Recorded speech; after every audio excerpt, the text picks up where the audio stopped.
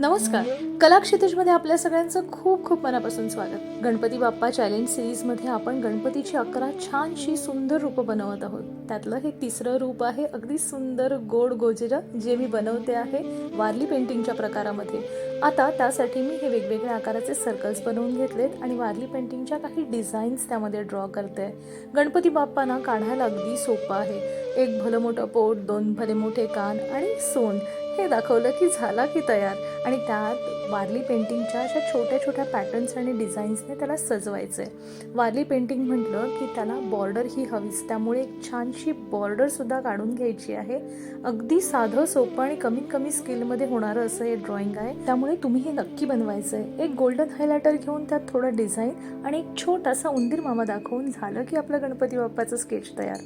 पुढच्या रूपासहित पुढच्या व्हिडिओमध्ये भेटूयात. तोपर्यंत नमस्कार, बाय.